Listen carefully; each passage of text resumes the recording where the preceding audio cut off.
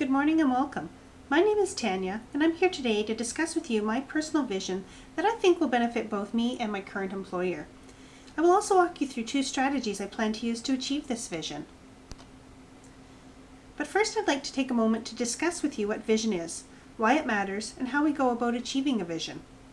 So what is vision? Vision to me is determining what you want your company or department to be about, and then using that vision for all your strategic planning decisions. And people may ask, well, why does vision matter? Well, without a clear idea of what you want to be, your company can drift. You forget about what is really important to your company, and you may try to be too many things to too many people. And finally, now that you have a vision, how do you achieve it? Well, you do that by having big, hairy, audacious goals. These goals are clear, compelling, and they encourage team spirit, and they engage everyone to work together to achieve them. So what is my vision? My personal vision is to have the City of St. Albert introduce a new land management department. This department would be responsible for the research, negotiations, coordination, administration, and documentation associated with all land management services and processes within the City of St. Albert. It would also be directly involved in land acquisitions in support of capital project activities.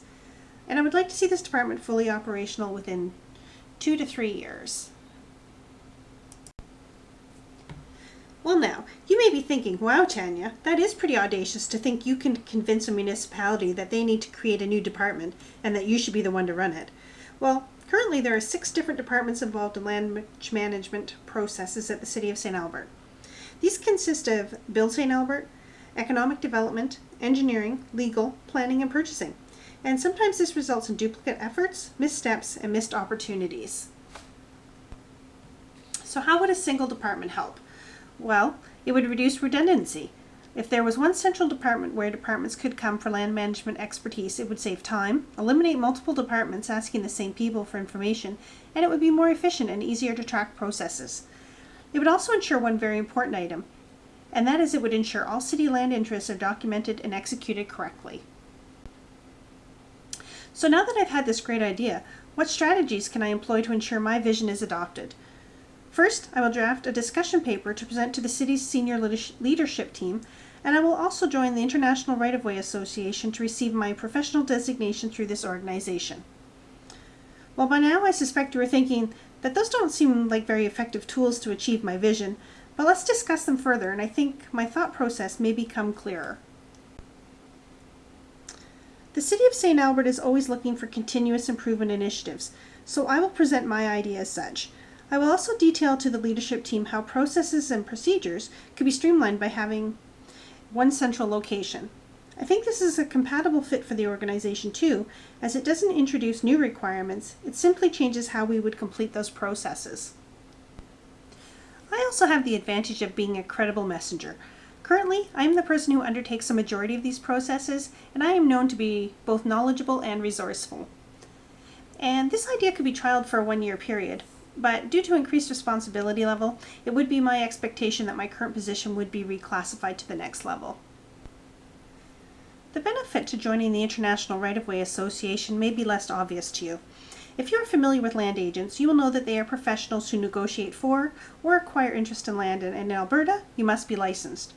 A person who performs these duties for a municipality is exempt from the Land Agents Licensing Act and this requirement. So what often happens is that people who perform these duties at the municipal level, they don't always have a lot of formal training related to land management. The IRWA offers courses in basic right-of-ways, communications and negotiations, appraisals, environmental requirement, asset and property management, real estate law, and engineering. And the IRWA also offers several professional designations, and these are based on education credits and experience. This is also a benefit to me as I have to complete continuing professional development courses to maintain my other professional designations. The IRWA is accredited throughout North America, and there are other municipalities in the capital region that require their land management staff to belong to this organization. It also has reasonable membership rates, and courses are not very expensive, and members have ample time to complete them if they are interested in increasing their designation level. So in conclusion, I want to remind you that vision just doesn't happen. It takes work, and you need strategies in place to ensure you achieve it.